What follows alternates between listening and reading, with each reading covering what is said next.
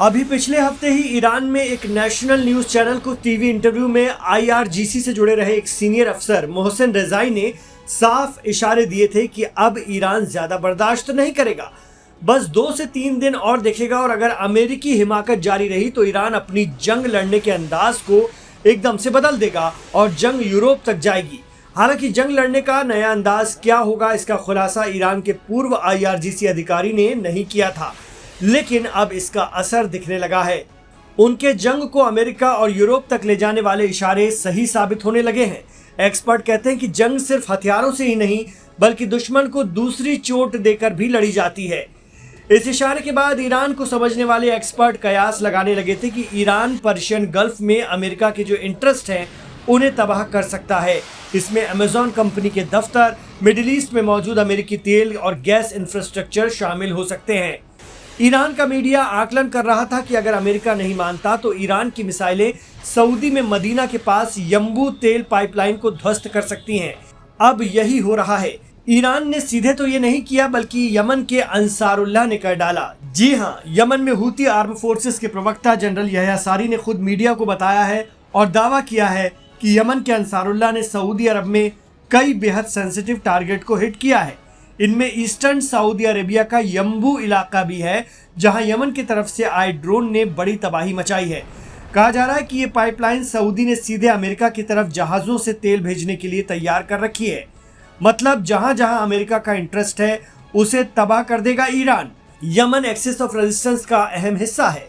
अगर यंबू इलाके का इंफ्रास्ट्रक्चर तबाह हुआ है तो ये सीधे सीधे अमेरिका और यूरोप तक तेल सप्लाई को चोट है, जो वहां ऊर्जा संकट बढ़ाएगा। सऊदी ने यमन के अंसारुल्लाह को छेड़ तो दिया है, लेकिन उसे नुकसान भी झेलना पड़ रहा है और अब ये नुकसान सऊदी के पार्टनर अमेरिका को भी होना शुरू हो जाएगा। देखा जाए तो चप्पल पहनकर घूमने वाले इन लड़ाकों से पहले अमेरिका भी तौबा कर चुका है। ये ईरान के दोस्त हैं और सिर्फ ईरान की सुनते हैं। मिडिल ईस्ट एक्सपर्ट कहते हैं कि यही वजह है कि ईरान अमेरिका इसराइल जंग में जानबूझकर सऊदी की एंट्री करवाई गई है ताकि यमन के इन हूती लड़ाकों को इंगेज रखा जाए। लेकिन यहाँ पासा उल्टा पड़ गया है और हूतियों ने सऊदी की हालत खराब करना शुरू कर दिया है और इसका सीधा असर अमेरिका और यूरोप पर पड़ना भी शुरू हो जाएगा।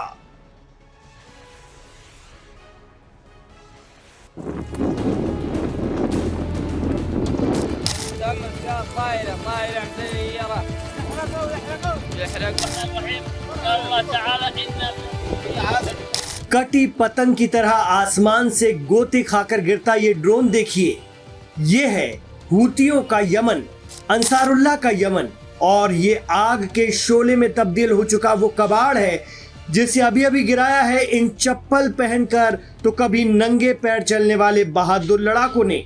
बहादुर इन्हें हम नहीं बल्कि खुद अमेरिका के प्रेसिडेंट ट्रंप कह चुके हैं। जी हाँ, यमन के हूती लड़ाकों ने खुद इस वीडियो को शेयर किया है जिसे ईरानी मीडिया ने भी शेयर किया। ईरान समर्थक यमन के अंसारुल्लाह का दावा है कि उन्होंने अपने दुश्मन सऊदी अरब के ड्रोन को यमन के जवाफ प्रोविंस में उस वक्त गिराया जब वो किसी हमले की तैयारी से यहाँ आया था। बताया जा रहा है कि ये ड्रोन तुर्की में बना है और ईरान के बाद तुर्की ड्रोन टेक्नोलॉजी में माहिर माना जाता है। अंसारुल्लाह के इस एक्शन ने बता दिया है कि वो सऊदी को आसानी से छोड़ेंगे नहीं। पहले सऊदी के एयरपोर्ट पर हमला, फिर सऊदी का पूरा नेवल ब्लॉकेट और उसके बाद लाल सागर पर ब्लॉकेट का उल्लंघन कर रहे सऊदी अरब के 2 जहाजों को धुआं करने के बाद अंसारुल्लाह ने अब सऊदी का ड्रोन गिरा दिया है।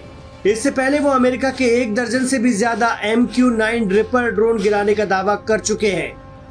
देखा जाए तो चप्पल पहनकर घूमने वाले इन लड़ाकों से पहले अमेरिका भी तौबा कर चुका है। ये ईरान के दोस्त हैं और ईरान की सुनते हैं। मिडिल ईस्ट एक्सपर्ट कहते हैं कि यही वजह है कि ईरान अमेरिका इसराइल जंग में जानबूझकर सऊदी की एंट्री करवाई गई है ताकि यमन के इन हूती लड़ाकों को इंगेज रखा जाए।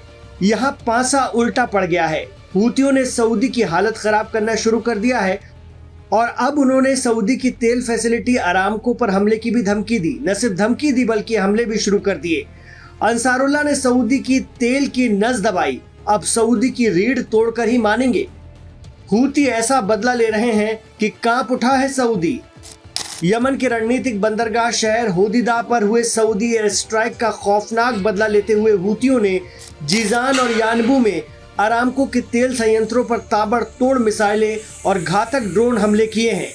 इस हमले के बाद जहां सऊदी अरब के तेल ठिकानों में तबाही का मंजर दिखा, वहीं राइटर्स की एक रिपोर्ट के मुताबिक यमनी हौतीस के जरिए लाल सागर तट पर सऊदी तेल प्रतिष्ठानों पर हमला करने के बाद बाब अल मंदब के माध्यम से जहाज यातायात में गिरावट आई है, जबकि स्ट्रेट ऑफ हुर्मुज के जरिए आंकड़ों से पता चलता है कि रविवार को 11 कमोडिटी जहाज बाब अल मंदब से गुजरे, जो महीने में सबसे निचला स्तर रहा। शिपिंग में रुकावट की वजह से पिछले हफ्ते भी मिडिल ईस्ट, यूरोप और अफ्रीका में कच्चे माल की कीमतें 2 महीने के सबसे हाईएस्ट रेट पर पहुंच गई थीं। बाब अल मंदब से होकर गुजरने वाले 7 जहाज तेल टैंकर थे, जिनमें से 3 लाल सागर में प्रवेश कर रहे थे।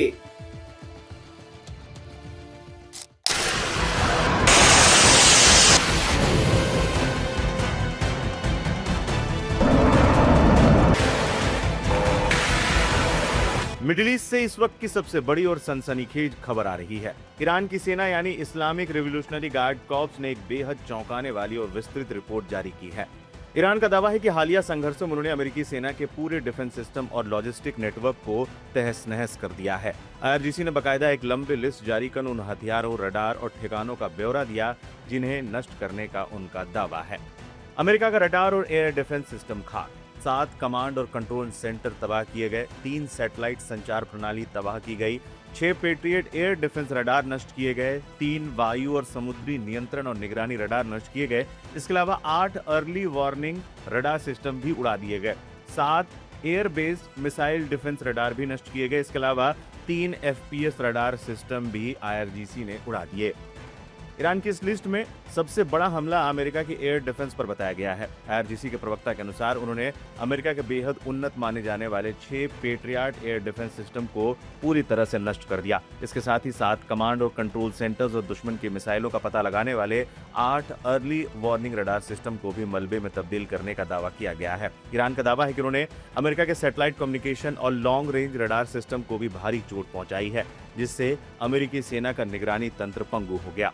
सैन्य बुनियादी ढांचे और ठिकानों पर चोट, 6 MQ-9 ड्रोन हैंगर तबाह किए गए। इसके अलावा एक F-15 fighter jet preparation hanger भी उड़ाया गया, 1 drone hanger, 2 command centre, 1 aircraft carrier refuelling platform, 1 P-8 aircraft hanger, 4 HIMARS missile platform, 5 jet hanger, 5 fighter jet hanger, 4 patriot air defence complex, 6 missile launch platform.